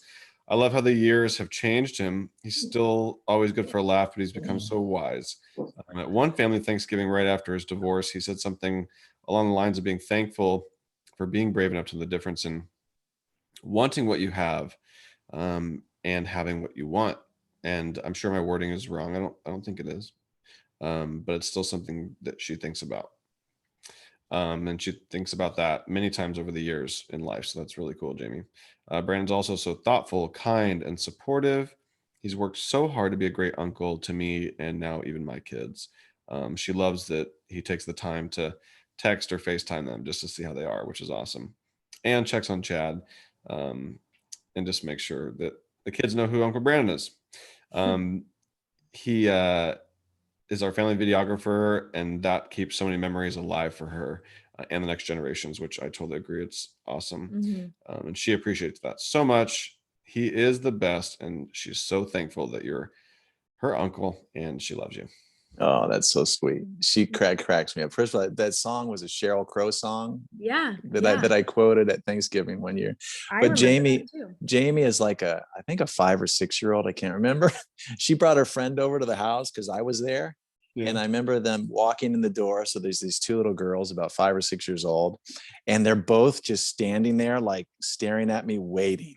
And like, what are you doing? And they were waiting for me to be funny because she had told her friend, that he's so funny. And so they both came over and they were just waiting for me to be funny. Oh my God, that is precious. You remember that? I remember them both standing there staring at me, and I'm like, what are you guys? I doubt Jamie remembers that. So that's really cool. Oh my gosh, I love that. That was very funny. Yeah. Oh. Reed says, Brandon, you were like a second dad to me. The amount of care and effort you took to do things with him, he'll cherish forever. That's sweet. He loved being at your house and still remember spending the night at your apartment, and you'd take us to the classroom in the morning to wait for Mom to get off work and take the boys to school. He really liked going to your classroom. He was probably the first people to watch The Office on TV, and he can remember watching it with you before going to bed. And he misses coming over to your house and misses going down to get root beers downtown. Oh yeah. Oh, we did so much fun stuff with Reed and Donovan. Yeah, he remembers all of it. He'll always remember those memories, and he loves you. Awesome. and Tupac in the Honda Civic with a nice speaker system. Asked Reed and Donovan and Shelby and Bridget about that. Loud. Just bumping it with all the kids in the car. I love it. Yeah. Clay Claybert says that Brandon. Oh, by the way, Julie got me into Tupac. Thank you, Julie. Really? Yeah, I've never forgotten that. Wow. Like, did you visit her and she introduced you, or how did it happen? You remember? I can't remember exactly how, but I think she gave me a CD or a burned CD. Yeah. Oh, cool. That's awesome. Yeah. Clay says Brandon's always quick to lighten the mood with a joke, and Clay may have stolen a few of yours from over the years, namely the California barking spider. I don't think that was mine, but okay. He was rocking one of the better 90s pedophile mustaches I've ever seen. Oh, yes, that mustache. Yeah, that was funky. While you had the stash, he thinks you were the first person he ever knew that had a Macintosh, and that you would let us play old games on it, and he loved that. It was always a great time being around you, and especially in Bend recently, it was really memorable. He loves you. Yeah, love you too, Clay. Barb says, what to say about that crazy Brandon? Well, he's funny. He's quite the joker. He's very creative. Look at all the movies he's initiated, directed, produced, and acted in. Seriously, Grant Kravitz? Barb laughs every time she watches The Dating Game, especially at the end when your body starts convulsing. Oh, I know it. Oh. You're so clever.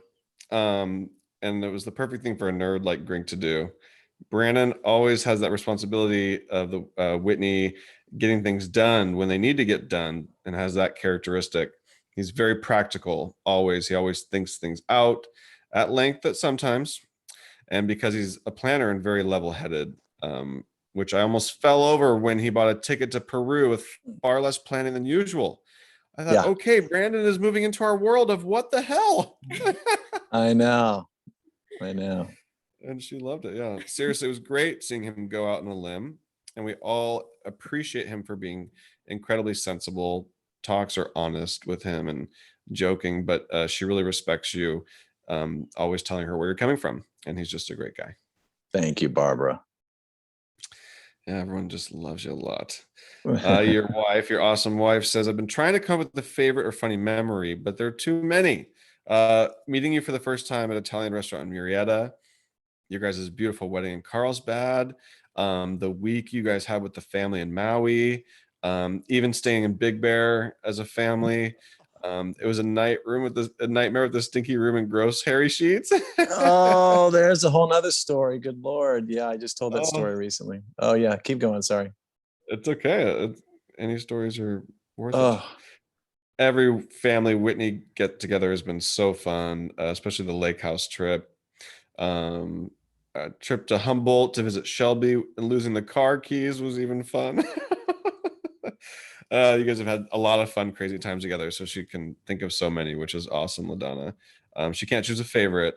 She cherishes most like daily small talk and just family dinners with you, and easy, peaceful Saturday mornings, drinking coffee. She loves you so much. She's so proud that you're her husband. Proud of the father that you are, always trying to be better for your girls and giving them so much love and support. And you're so wonderful with her kids, Luke and Reese. She's really grateful for that. And she's super proud of the teacher you are, especially during the pandemic year. She knows how hard it was, and you were just a great teacher during that for your kids. And you worked really hard, like through the changes of online, but you're probably ready for it more than most people, and you did great. And you're just she's super proud of the human you are, and how kind, loving, and smart you are, and thoughtful and introspective. And she's really lucky. And she loves your guys' life together. She just loves it, and how I do too. You guys get along. Yeah, she's wonderful.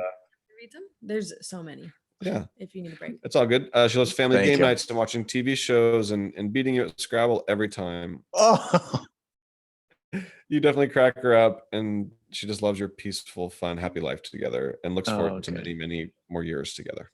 That's awesome. Yeah, she's great. Oh, sorry, I thought you. Let me take. Can I take a break now? Yeah. Restroom break.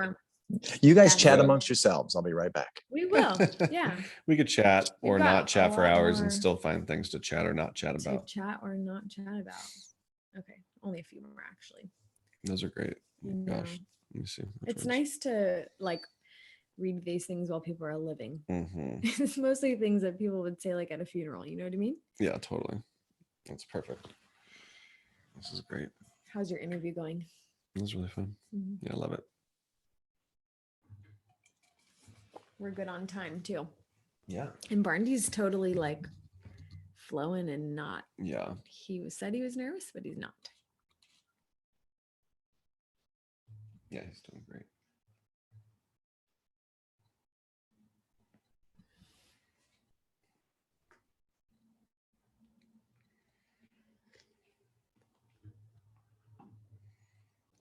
Hold this for a sec. Mm-hmm.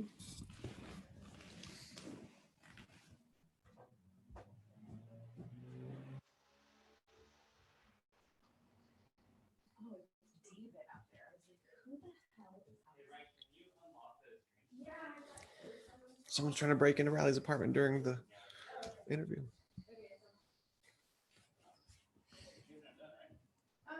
Maybe like 30 or 40 more minutes. I'll go to ride with you until then, but it's gonna be like, yeah, I would say between 30 and an hour. Okay.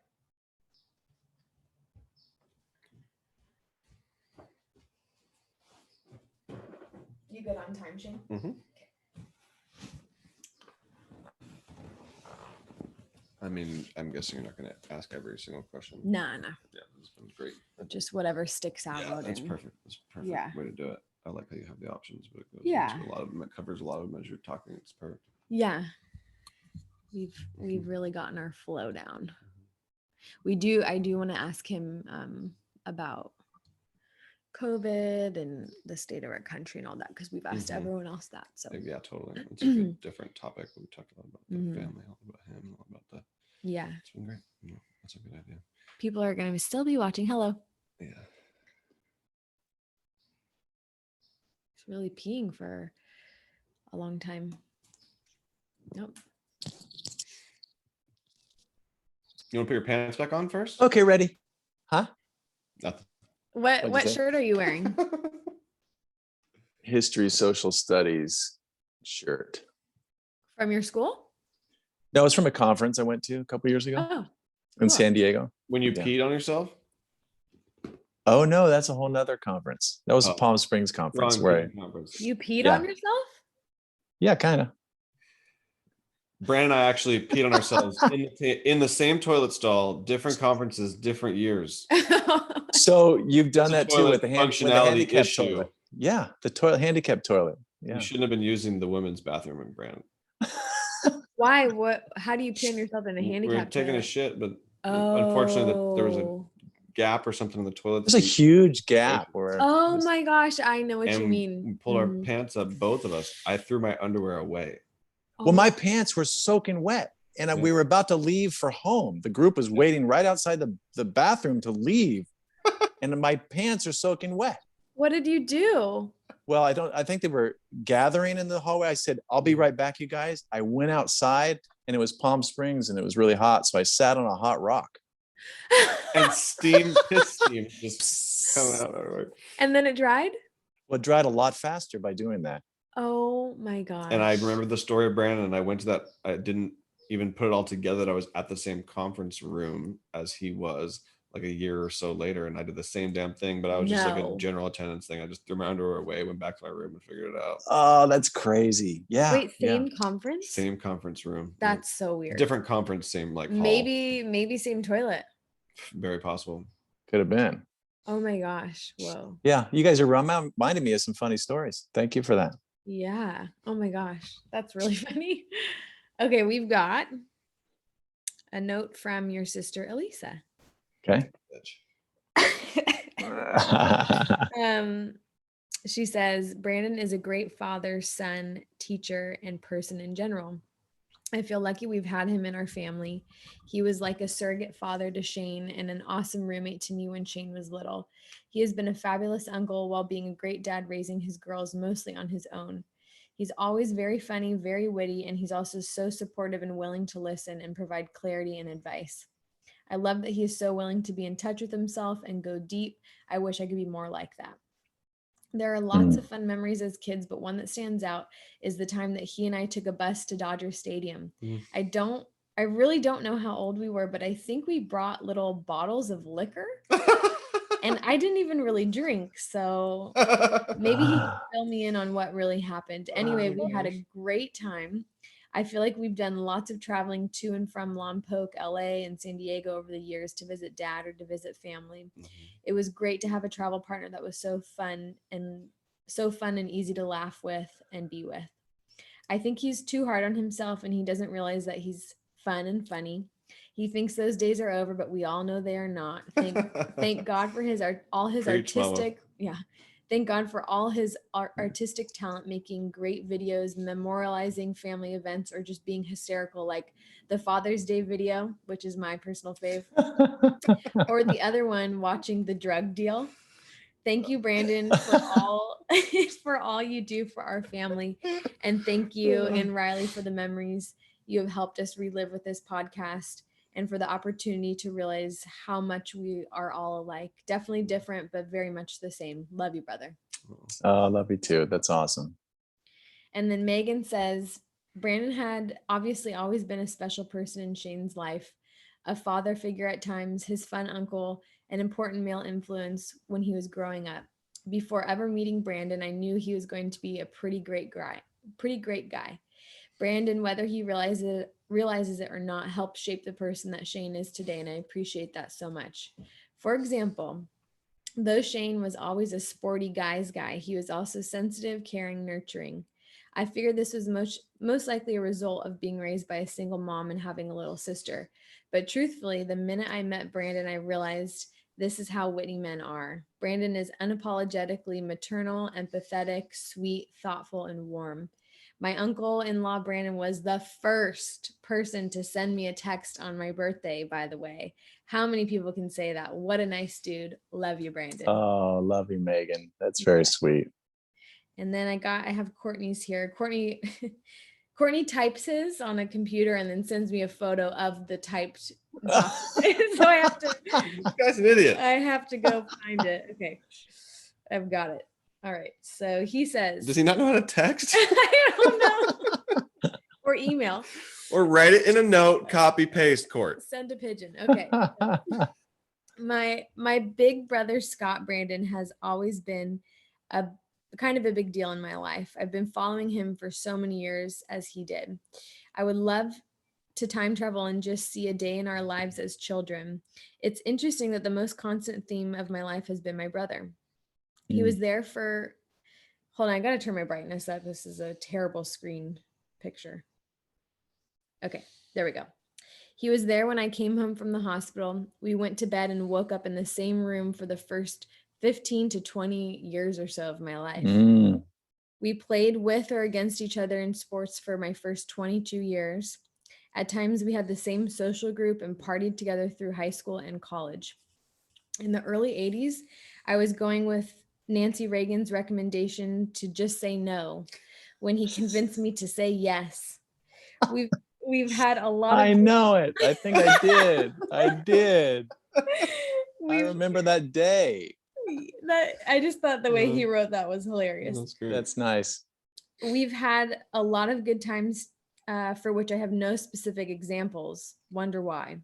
If he did it, I was right behind him. So I blame all the bad choices and all the wrong paths, but I credit him for all the right ones too. He mostly guided me in the right direction, but thanks for the wrong turns they might have made the most interesting. Once again, no examples. One of my favorite things to do is to get together with him and my boys. There's a Whitney chemistry we all enjoy. He is witty, smart, and decent, and has always left me proud. Looking forward to growing older with you. Happy Brandon Day. Oh, sweet Courtney. Birthday. On Bridget's sweet birthday. Courtney, yeah. And those are all of them. Oh, it's awesome. Thank you. I actually realized that I didn't write notes to anyone on this whole podcast. I would always read them. I don't think I did. I think you sometimes would write them, but I realized I never wrote anything. So I didn't start. As soon as I realized that, I didn't start writing notes, but just briefly, I just like, we've had so many amazing times together, and growing up and being able to always go, me and Cheyne go to your house. It just always felt like our second home. And I remember the Santee house. I remember the Temecula house, and riding bikes in the cul-de-sac, and Jake and Joey, and your backyard. And it was always just, I remember you always like ready to help the kids do something, or like light a spark for us creatively. You would say like, okay, here's a video camera, what do you think if, put your mind in this space and then make something out of it. And I just remember always feeling like you just had a way with kids, and you just had a way to make us creative and like do stuff, which was just awesome. Thank you. Yeah. Which was the best. That's nice. Yeah. And there's so much I could say, and I've talked to you now for a couple hours, so I'll keep it short, but our time in Peru too was so special to like just randomly go and do something wild. And I felt like we just flowed there, and it was easy and adventurous and wild, but like just crazy that we got to do that together. And I still remember like on the boat in Minnesota when I casually asked you to come, and you took your sunglasses off and said, yeah. And I was like, what? So, I just love you. I love that we've done this podcast together, and that we, just kind of made it happen. And I just think you're the coolest. Thank you, sweetheart. Love you too. Yeah. It's been very nice. We've had some fun. Yeah, definitely. For sure. Yeah. Yeah. Thank you for all those notes. Yeah. Yeah. Everybody wrote really beautiful stuff. Yeah. I wanted to ask him about COVID and also other things. So before we kind of wrap up, we haven't really talked about like how you see the world right now, and the state of society in our country, and politics and COVID and all those things. Like we talked a lot about what we find important, but we're interested in your perspective on those things. Yeah. So like, I guess kind of maybe a jumping off question. Sum it all up. Just kidding. Yeah. Can you just talk, please? But no, maybe like a question to start with is what we usually ask everyone else, which is kind of like, what do you see as a major issue that society is facing right now, or something that's missing, or, or maybe even to start, how do you see society? Like, what do you see the state of society as right now? Well, first of all, in general, the state of society and the state of humanity is always striving, and there's always conflict. Just life itself, there's conflict. This is some of the thinking I've been trying to do lately. And this may be obvious to you what I'm saying, but let me try to put it into some words that might make sense. But just living means you're going to have conflict, because to live, that means you have to, garner things or grab things or consume things. Just to live, you need to struggle. It's a struggle. And a lot of times those struggles come up against other humans trying to live too, right? So this idea of conflict, it's always around. It's always been there. There's no difference. The only difference now is that there's emotions attached to it, because we're currently living through this particular 80-year period, and we're all into every little detail, but it's just always going to be conflict, right? And it has labels, different kinds of labels. So and then of course there's ebbs and flows, and there's peaks and valleys, and unfortunately I kind of think we're a strenuous breaking point currently, which is interesting, and part of me is just trying to accept it and understand that it's just part of life, and things are gonna happen that are beyond our control. And the other part of me says, well, no, I need to fight against this. Right? We've had this talk a little bit, Rilee, right? I need to fight for my side, or I need to I need to fight. I need to fight. Well, I'm not so sure I need to fight. I'm not so sure we necessarily need to fight, but anyway. So I answered it in a very vague way. Is there one issue that you like are really passionate about, or you're like, I don't know, climate control, or gun control, or anything? I have been. You got to understand that my thoughts on all these things are just kind of continually evolving, and I'm trying to make sense of them on a daily basis. So I could say that at many different times I've been hot on this issue, that issue, or the other. But the only real issue that to me comes up is just more or less on equality, and because, we've made those racism signs, and our country's having to deal with kind of its original sin, for over almost 300 years now. We've had to deal with something that the founders couldn't deal with effectively, right? Because too much money was at stake. Really, to be honest with you, too much money was at stake. It was slavery was too big to fail, quite honestly. So we've been having to deal with that for hundreds of years now. And at the same time, I almost believe that it's never going to go away, that problem, that issue of conflict between people groups, and maybe most specifically ethnic groups.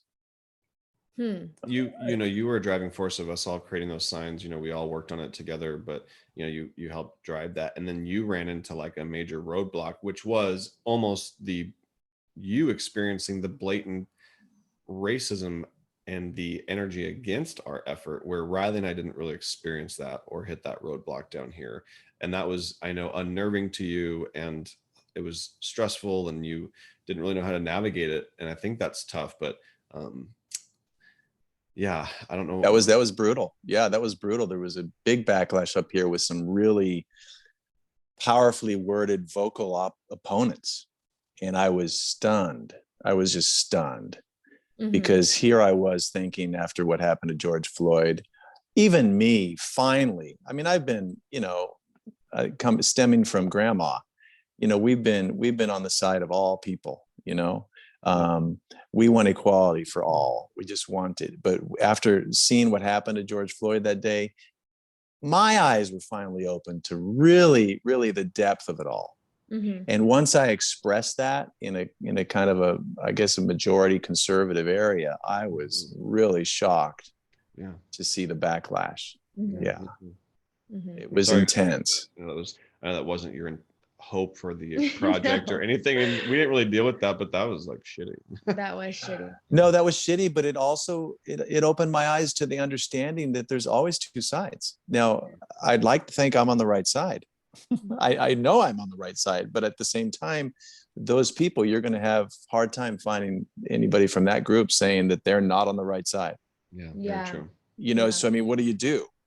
And that's the nature of humanity. You're always going to come up against these incredibly, I mean, they won't always rear their ugly heads, but in this case, we're at a point in our nation where we're literally, to me, I think we've been kind of, the foundation was cracked by September 11th.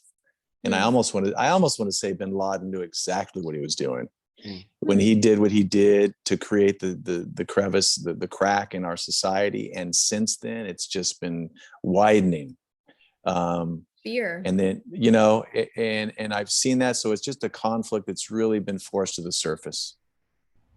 So what do you think the root issue is of all of that? Is it just like our biology, and like our innate conflict, like humans just biologically are going to have conflict with one another? Or what do you think, like kind of Yeah, I think that at a basic, see, the thing is, it's, and part of this podcast the other day was kind of fascinating, because we live on one level, a human level, basic existence level, right? Where we're fighting to survive.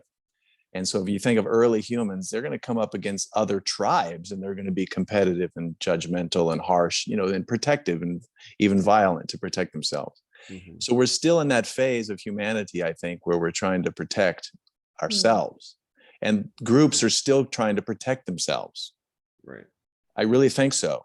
But if we can just evolve a little bit further, and it could take another 1,000 of years or 10,000 years, who knows?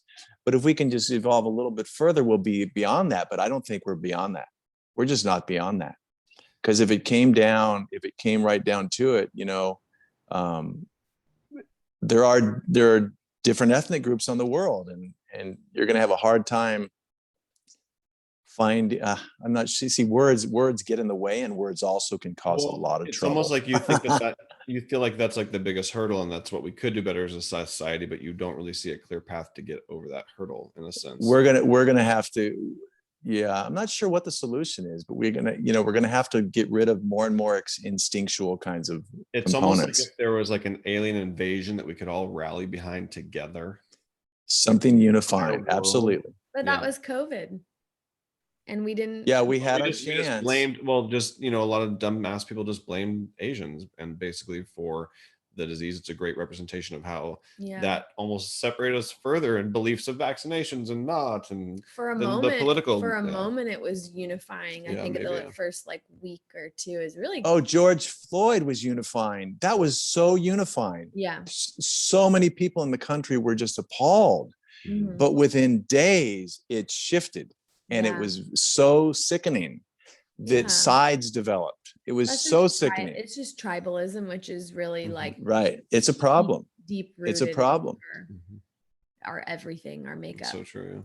It's a problem. And Donald Trump had the opportunity to unite under so many different causes, and most specifically COVID. Yeah. But his nature and the way he's lived his life and the way he's run his businesses is not uniting. It is very divisive and very belligerent. And he took something that's pretty fucking valuable. And that's this country that I've grown up loving and valuing and cherishing. And he's just taken it, and he's taken so-called patriots, and he's just smeared what we are as a country and just kind of destroyed it.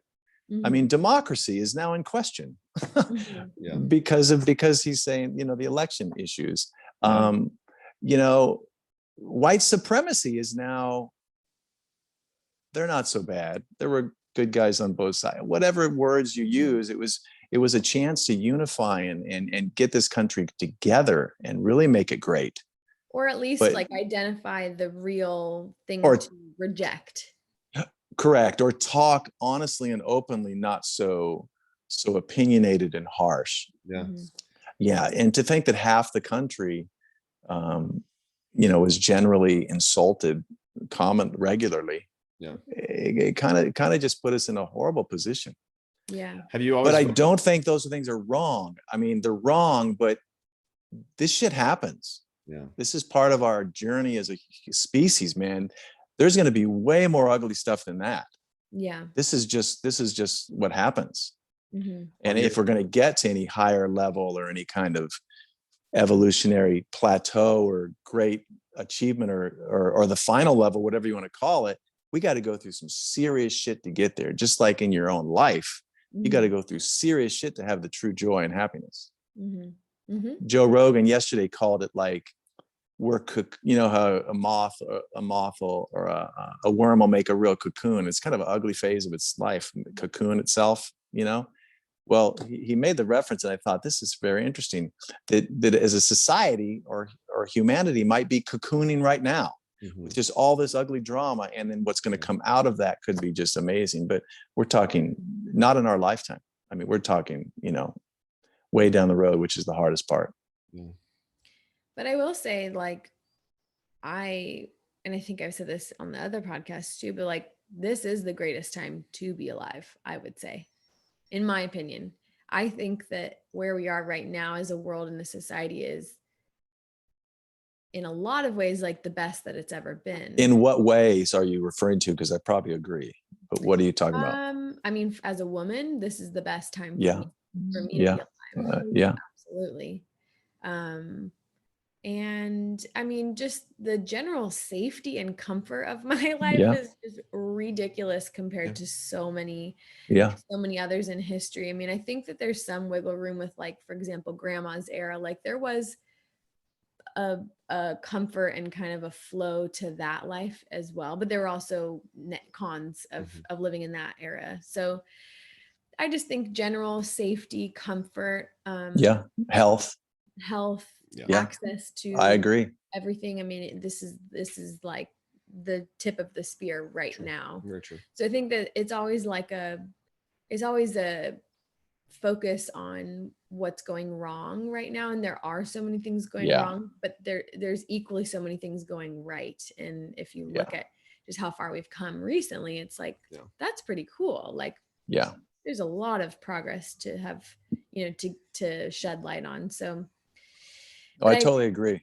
Yeah, it's a great time, but it depends on what you focus on, you know, what you choose to look at. And so I choose to try to look at positive things. And also lately, I just choose to not look at anything. Sometimes it's nice just not look at much. Oh yeah. Limit what you see and expose yourself to. That's helpful. Right. So what would be kind of like the one thing you would change about society or human behavior? What would you say like would help the situation right now? Well, you're going to be probably surprised by this. Maybe I've hinted to it before. I think in general, we need computers to start making a lot more decisions for us. Yeah, we need artificial intelligence to start taking over. Interesting. That's the fear of everybody, but the biggest fear we have is ourselves. We're our biggest enemy. But we need to hand off lots of decision making to a database with an algorithm that can make decisions for us instead of having these bullshit human tribal decisions or whatever they are. We just got to get away from this. We got to, computers and artificial intelligence are going to help us get away from the flaws of our own innate personalities. That's really true. Yeah, as long as you can have AI actually make the decisions and not people in power using AI to make the decisions that work best for them. That would be my only fear is like, I do think to a degree, I agree with you, but then I think right now, the way that society works and who has the power in society is so wrongly skewed by who has the money, and their drivers are not the drivers that would make the world the best place. Right. So I just totally agree. That would be I totally agree. Like, how do you step outside of how society is structured right now to hand off decision making in a fair way? You know what I mean? It's just like it's just, humans are just so easily like inspired by the wrong things. No, I totally agree. I totally agree. And I don't think there's ever going to be the right group in charge of that. But at the same time, and grandma's helped me understand this to some degree too, is there's really no right or wrong. So even if that happened, it was meant to be that the wrong group got a hold of AI and the wrong group was in charge. That's meant to be. It was supposed to happen because things have to happen before you can attain an ultimate whatever you're looking for. I think we want things in our lifetime. And as long as we have this myopic view of our 100 years, you're never going to have everything in your 100 years. You're never going to have it.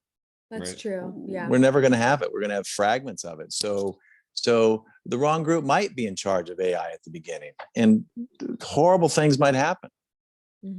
It's likely. Horrible shit's happening now with just Instagram, just Twitter. I mean, there's horrible shit happening. Yeah. But there's great stuff happening too. So there's always going to be that.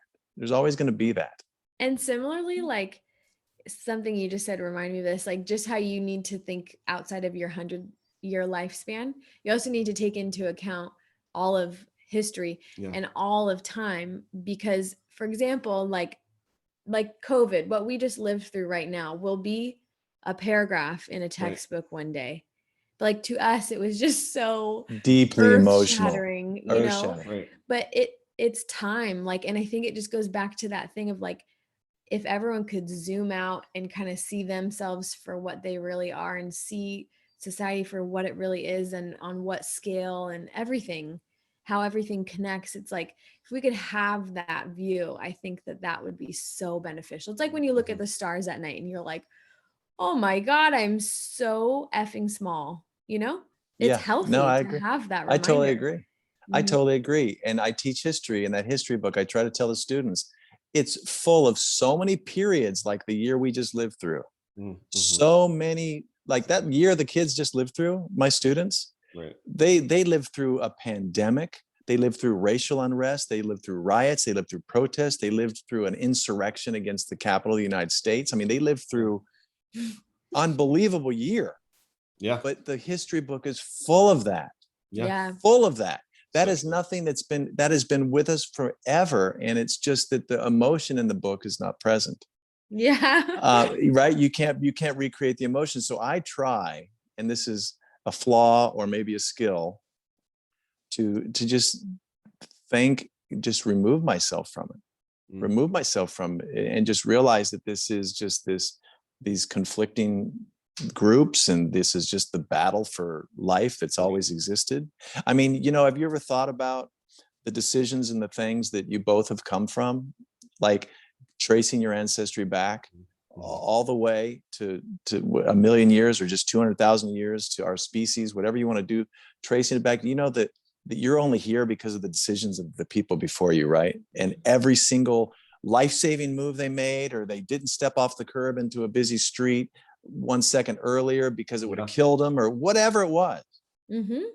That also means you're here because of some really evil shit. You're here because of some real evil survivors survived and did some real evil things, along the way. So we're here, so like right or wrong. I mean, we're the tip of that. We're like the living iteration of humanity. Yeah. So when you talk about the wrong group getting a hold of AI, maybe, but I it's just the wrong group. Maybe your ancestral line 1,000 years ago was a bunch of group of evil, horrible people that conquered and raped everybody. Right. I mean, I don't even know. Right. We don't even know. Anyway, kind of a weird mind. All a piece of the puzzle. I like it. That's a good tangent. Yeah, that makes sense. Very interesting. So that's what I spend my life thinking about. It's kind of overwhelming. Well, okay, so this was awesome. Yeah, this seriously. is like the cool. Good.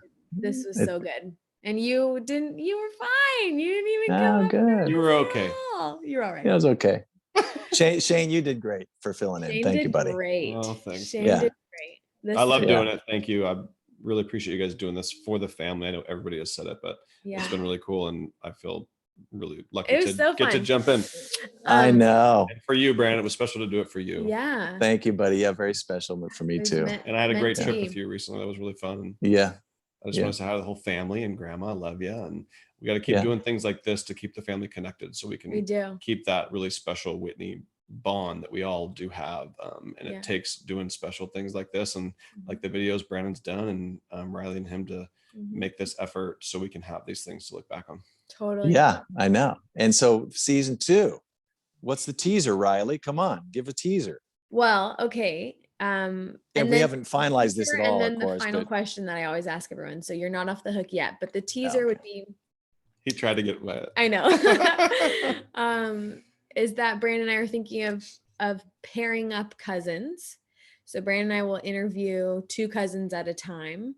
We're thinking, this is still a work in progress, so we're open to ideas, but we're thinking that, for example, like Cheyne and Reed would come onto the podcast, but they wouldn't know who they're going to be paired up with. So they just enter the Zoom room.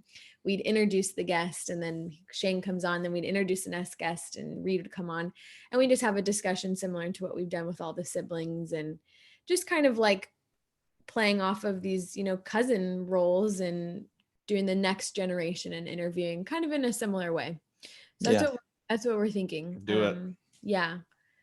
Good. And if anybody out there watching has an idea for questions that we've never really tapped into, or like especially for the grandchildren, if there's like certain questions that you really want to hear an answer to, send them to me or Rilee. Yeah, good idea. Yeah, that'd be kind of cool too, actually, to introduce kind of like a question element for everyone. I like that. Yeah, that's cool. I like it. I like the pairing thing. It'll be like getting a cross reference of each other in a group conversation. I like that idea a lot. Yeah, I do too. So that's the teaser for season 2. Okay. But last question that we have asked everyone before you, Brandon, which is, what would you like the North Star of society to be? I think it's going to be very much like everybody else's. Love, baby, love. Mm-hmm. Yeah. But the challenge is, it's even hard. Like I said at the very beginning of this, it's even hard for me to totally be open and loving. So as much as I say that, but that is the thing. Love and kindness. Just kind of everybody should be as caring and loving to everybody else as do unto others, right? I mean, really, that's got to be. Yeah. Mm-hmm. Take it back to Jesus, take it back to Buddha, whatever you want to do, but take it. That's the core, right? Mm-hmm. Just do unto others. But I'm just not so sure it's possible. But that's my answer. Yeah, well, we can try. You've been a good example for a lot of people for that. Thank you. Mm-hmm. Thank you. Yeah, all those kids, we didn't even really get into your job and all the kids that you touch every single year and you inspire others. Whoa. Sorry, not touch. You don't touch them.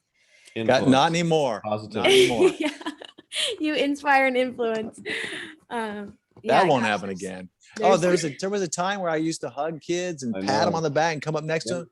You can't do that anymore, which is good. I mean, I get it, but it's weird. Yeah, a lot of kids. It's been a good career. I know. We need like a whole other episode to go into. I know. Brandon, thank you. Thank you both. Thanks for letting me jump in. I love you, bro. Yeah, I love you. Love you guys. Same but different is done. Same. I was a little different this time. Same but different. This is the last episode. Thank you. Season 1. Thank you guys. We're done.